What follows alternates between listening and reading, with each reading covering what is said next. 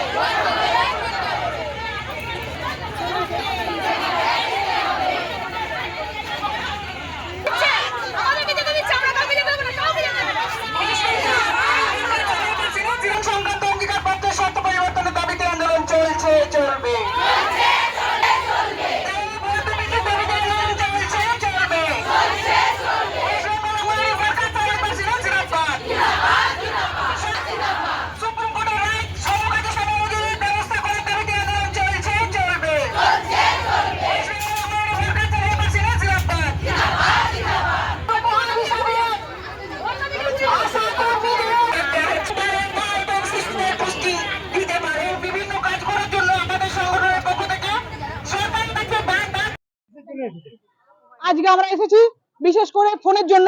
আমরা 9 দফা দাবি নিয়ে ডিএম সাহেবের কাছে এসেছি। দীর্ঘদিন ধরে আমরা আইসিডিএস কর্মী সহায়িকারা বঞ্চনার শিকার হচ্ছি। যখন কোভিড আসে তখন আমাদেরকে সরকার পোষণ অ্যাপসের মাধ্যমে বিভিন্ন কাজ করিয়ে নিয়েছে। আমরা দীর্ঘদিন ধরে সরকারের কাছে আবেদন করেছিলাম যে ফোন দিন, ফোন দিন, ফোন দিন। আমরা দীর্ঘ 4 বছর 3 বছর থেকে কাজ করছি, কেউ মায়ের ফোনে, কেউ বাবার ফোনে, কোনো কর্মী সহায়িকারা কষ্ট করে ফোন কিনে ফোনে কাজ করেছি। আজকে হঠাৎ আমাদের সরকার 10,000 টাকা ফোনের জন্য দিয়েছেন, আর মানে এমন কিছু শর্ত রেখেছেন যে শর্ত আমরা মানতে পারছি না। উনি বলছেন নতুন করে আবার ফোন কিনতে হবে এবং ফোনের বিল দিতে হবে জিএসটি সমেত। কিন্তু আমরা যেহেতু ফোন কিনে নিয়েছি, আমরা সেই ফোন কেন কিনবো? সেই ফোন আমরা কিনবো না। পুরনো যে ফোন কিনেছি সেই ফোনের যে বিল আছে সেই বিলই আমরা এখানে জমা দেবো। শুধু তাই নয়, আমাদের মানে 10,000 টাকা দিয়েছে, আপনারা খুব ভালো করে জানেন।